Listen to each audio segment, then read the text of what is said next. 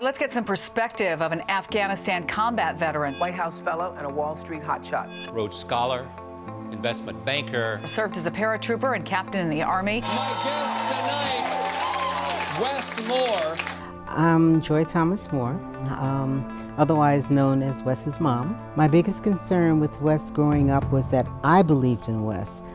I feared that he didn't believe in himself. Growing up in a city where crack was just sort of really grabbing hold, I was afraid for his safety. I was afraid for his sense of self. I decided to send Wes to military school when he was 12 because I thought that that would provide the focus and the discipline and the regimen that he needed. Wes and I met at Valley Forge Military Academy in college. He was brought there, and I was made his big brother. Didn't like the school when he first got there. He ran away, I think, 5 times in 4 days. After some real soul searching on his part, he realized that, maybe I'll give this a chance. From that day on, he really dug into what was offered at Valley Forge, and he really started to try, and that's when he started to flourish.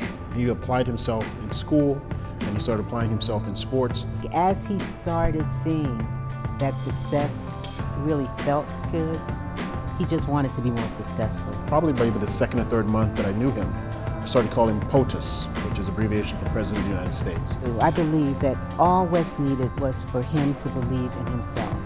After he went to military school, he became one of the youngest and most effective leaders that the school had seen in a long time.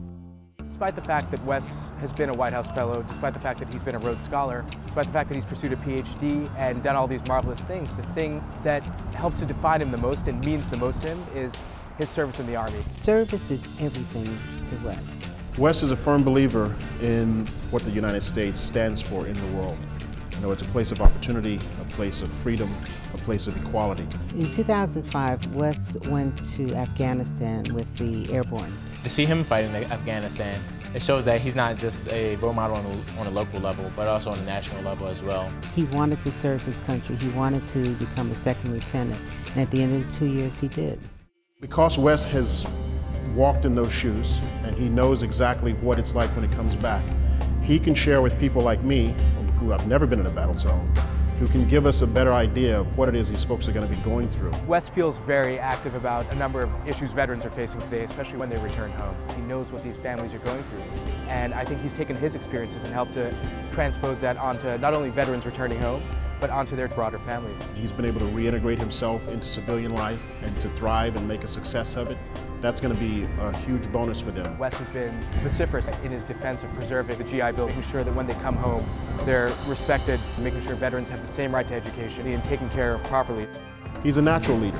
I mean, when he walks into a room, you can feel it. He's determined to make a difference. Wes has been a great mentor. He told me not to think about what my end goal will be, what job I want to have, but he told me to think about how can I be useful. If he says, I'm going to see what I can do to help, he's there 100% of the way. He's not just a sayer, but he's also a doer. I think we're going to hear a lot from Wes in the years coming. I still have him in my cell phone as POTUS. I mean, whenever my phone rings, it's Pete POTUS, President of the United States, and that's always what he'll be to me. He wants to matter, to make America better, make the world better.